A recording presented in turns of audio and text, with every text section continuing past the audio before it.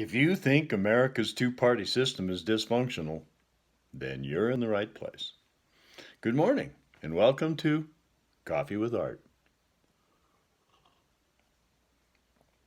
Every weekday morning, I try to do a little video that I hope will encourage discussion and thought.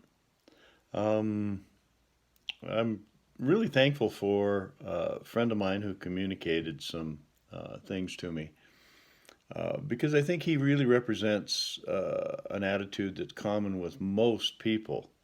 Um, and I understand that, but I certainly don't agree. But of course, my experience has been different. I had an experience where I was state fundraiser for the Democratic Party in North Dakota.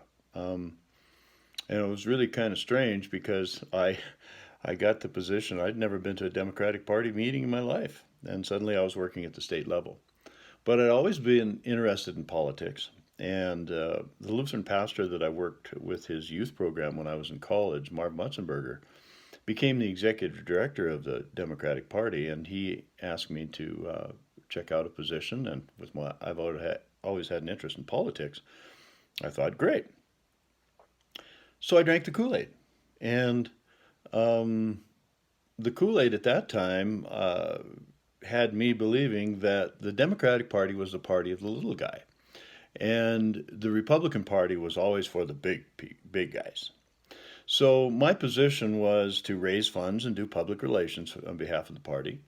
And so I assumed that because I thought the Democrats were the party of the little guy, and I've always been like that. I've always been for the little guy instead of the big guy. I don't know what it is about it, but so that's was what was in the Kool-Aid I drank, and so I thought I would be raising money by doing what was popular at the time was bean feeds, but things where common people would come and participate and leave a few dollars, 10, $20, whatever they could afford, but it's money from the common people.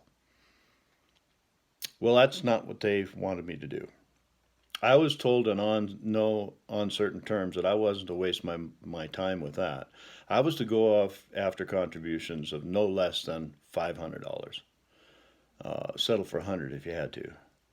Um, and this was a time when Jimmy Carter was president, who was extremely unpopular, I found, even with Democrats. So I'd go out and I'd get in touch with the local district chairman in the districts, and I'd go out and raise money. And a lot of times they'd just give me a list and tell me to go call on these people. And of course, I was a 25-year-old kid at the time.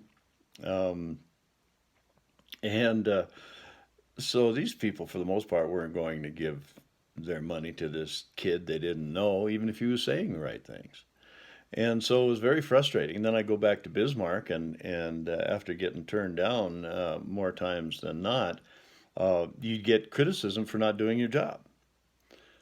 So I had a change of life experience when I was told that this one particular supporter of the Democratic Party was a close friend of Bill Guy. So there was a sure $500.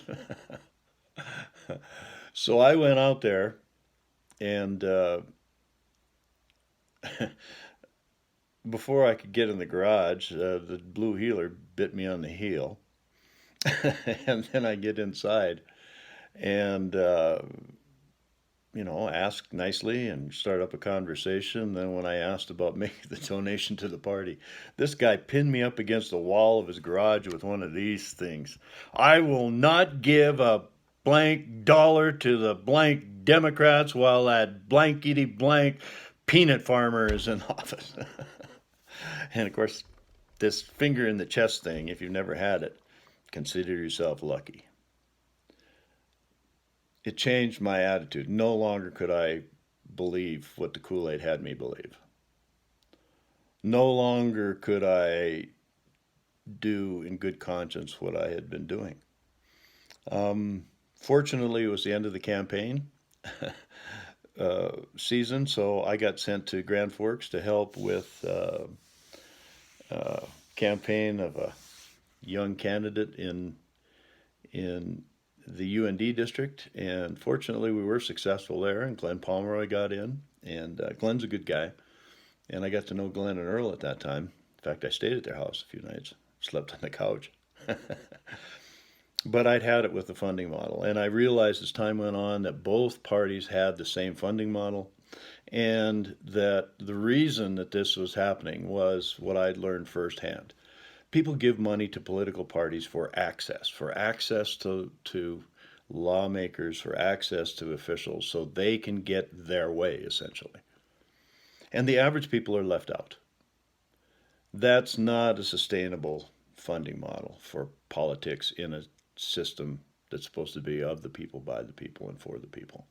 And so for over 40 years now, I've monitored this, and it hasn't gotten better. It's gotten way worse. I cannot tolerate that. So the reason I'm doing this is I very much respect the opinions of the friend that sent them to me, but my experience and his are very different. And he used the phrase, well, we got to get the money out of politics, which, I'm sorry, no offense to anybody, absolutely makes me laugh because of my experience. You cannot get the money out of the Democrat or the Republican Party without destroying both parties. They are dependent on it. They are hooked. That's part of the addiction of political cocaine. The parties are hooked on the money that they get, and it doesn't come from common people. So who do they represent? Not common people. Neither of them. So yeah, I've had it. I'm absolutely disgusted. The fact that the American population has accepted what for centuries was considered corruption. You pay money to a government in order to get something back. That is called corruption throughout all of history. And in America, dominated by the Democrats and the Republicans, it's called business as usual. Well, I reject it. Okay, well, I've said what I was going to say, and I hope it generated some thought. I believe the American two-party system is the most corrupt government of all times because it has been accepted. It's acceptable to everybody else, maybe, but it will never be acceptable to me.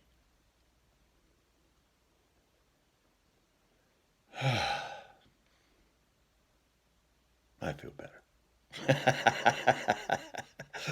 Well, I hope I gave you something this morning that will cause you to think. Maybe you can have some discussion. But I just can't imagine why any common citizen would support either the Democrat or the Republican parties. I just can't, I can't comprehend that. They're corrupt. They should be destroyed. Oh, I got another one out.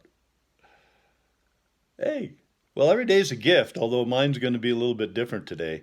I'm up in the Black Hills, and this is what it looks like outside. Let me walk over here by the window. I was using the natural light this morning because it's beautiful, but check out the outside. Can you see that? Yeah, that's what it looks like. I hope you got that. Well, you have a great day today. Remember that every day is a gift. That's why they call it the present. So I hope you unwrap that present carefully today because there's some good stuff in there. Have a great day. And I hope you have a great discussion.